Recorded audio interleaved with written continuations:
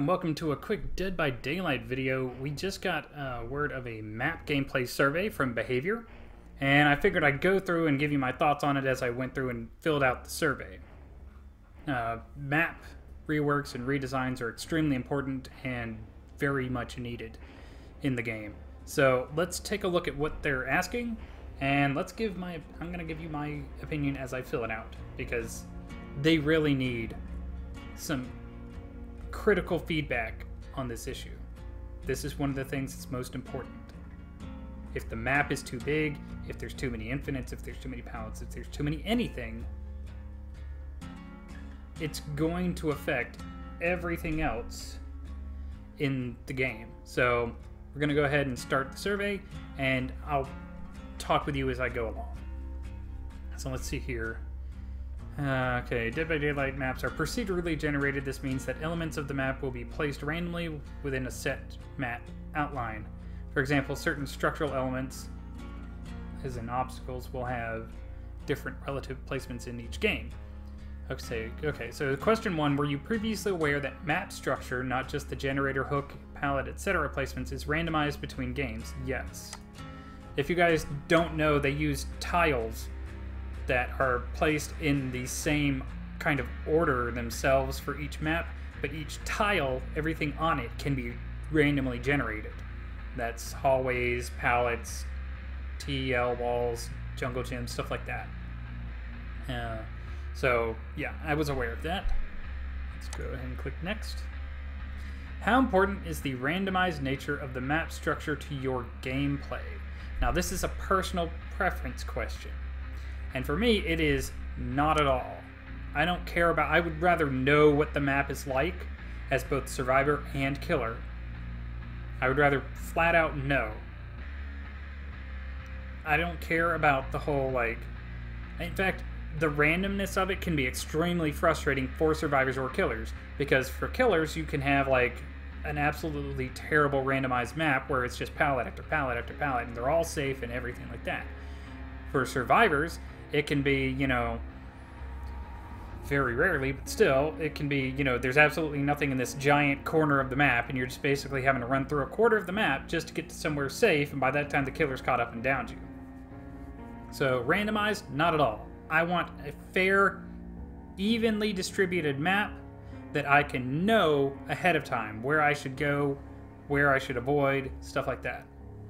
How important is the randomized nature of the map structure to your strategy? Not at all, because you can't make a strategy if everything's randomized. You can't say, okay, I'm going to go over here and do this, and I might go over here and do this, and if that happens, this happens, and I can do this and this and this. You can't do that with a randomly you can't do that with a randomly generated map. You have to go, well, if this is here, I can kind of like look around and they're like, oh, okay, that's over there. I guess I might as well, that's my best option right now.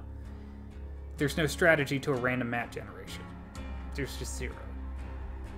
How important is the randomized nature of the map structure to how much fun you have? Not one bit. So far, it's all not at all. I don't care about the randomized map generation. That does not tell me how much fun I'll have. But how much fun I have is the interaction between me and the other players. The interaction between me and the map is only ever frustrating because it's randomly generated. It's a problem with the nature of the game, where they want to be able to like have this MMR, but the MMR itself cannot account for different things like random generated maps or different perks on a certain person, different levels of perks and everything like that. So let's go to next. To what degree do you adapt your strategy after seeing the map you will be playing on? See, this is a little bit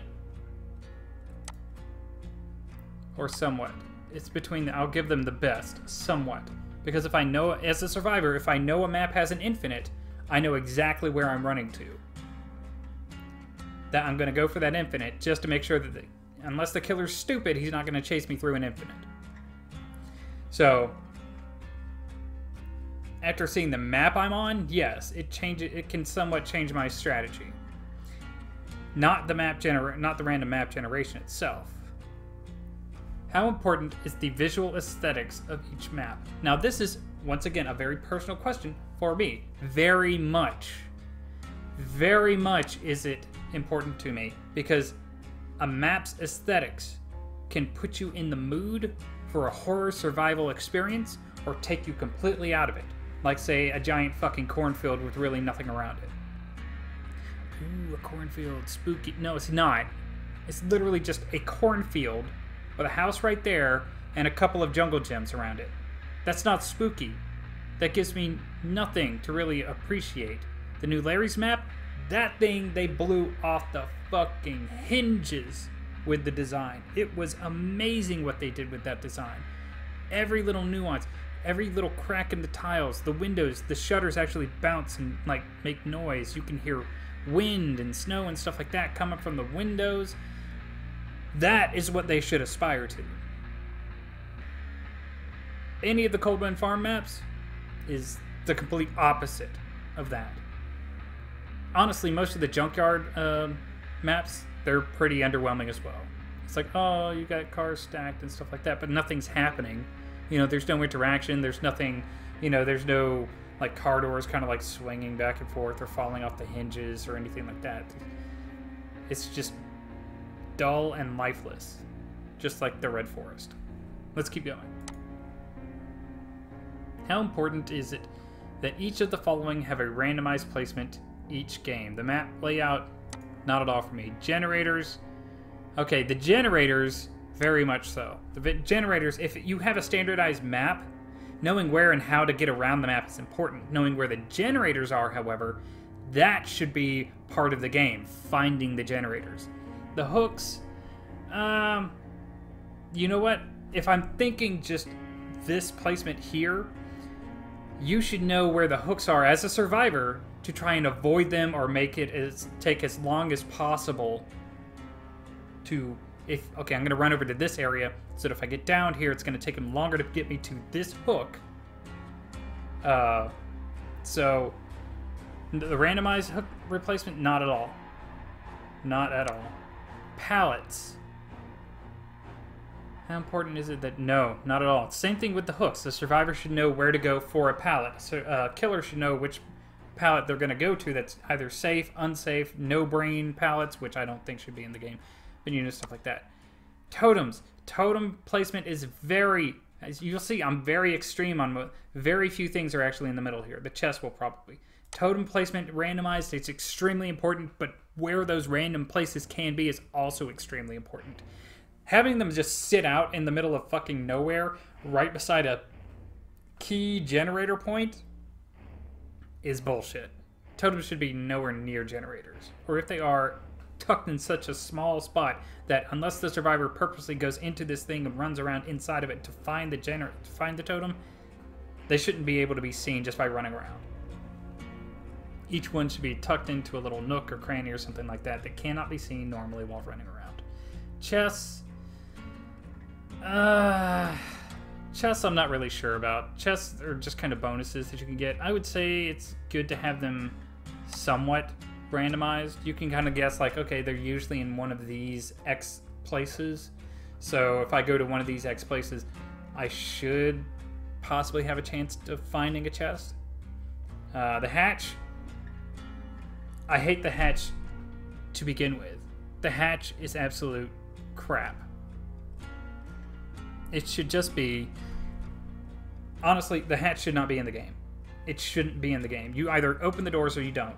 And if the third survivor goes down and gets hooked and dies, that should start the end game. You get bonus points during the end game as the killer for killing the survivor before the end game stops. As a survivor, you get bonus points for surviving longer throughout the end game. The hatch should not be in the game. It is a free win to that survivor or a free win to the killer. Not even a free win to the killer, because if the survivor can actually just sit by a door, wait for the hatch to be closed, and just start working on the door. And if the killer chooses the wrong door, well, then that survivor gets a free escape anyway. So it's only a free win for the survivor. So I'm not even sure what to put here. I'm going to put it's not at all important to me because I don't think it should be in the game, period.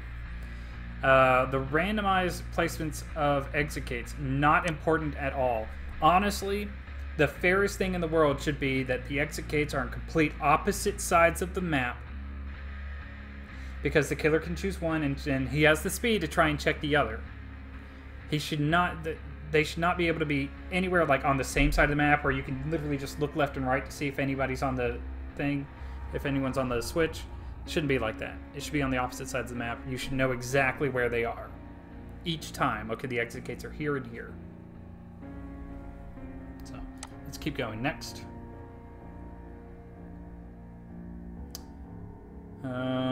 What role do you play most? I play, and here's the thing. I play Survivor most now because they've absolutely ruined Killer for me. I used to play Killer most, so I'm going to put both equally because I try to. When did you start playing Dead by Daylight? 12 to 24 months ago. How would you describe your experience level with Dead by Daylight? At this point, I would consider myself either an expert or a veteran. I don't have the... I'm going to brain fart on the word I'm trying to think of. I don't have the special skins that they gave when they started putting it out on different consoles and stuff. I'll just go with expert. And we're done. So, I mean, that was it. The takeaway is random generation of the map is not good if you want an MMR system. Random generation of the map is not good if you want a competitive system. And really, you should know what the map's layout... You should be able to learn the map's layout, period. Both killers and survivors, you should know where your strong points are and where your weak points are. You should know where the pallets are, and you should know kind of where the safer areas to go down in are. You should be able to know where the hooks are as a survivor and a killer. Because as a killer, you want to try and down them closer to your hooks. As a survivor, you want to try and get as far away from the hooks as possible. Generators and totems need to be randomized throughout the map, but not too close together, obviously. So that as you're going through and you're playing the game, part of the game is finding the generators, part of the game is finding the totems. But that was my take on that survey. I hope y'all enjoyed it. If you have your own opinions, please let me know in the comments. I hope you all have a great day, and as always, stay positive.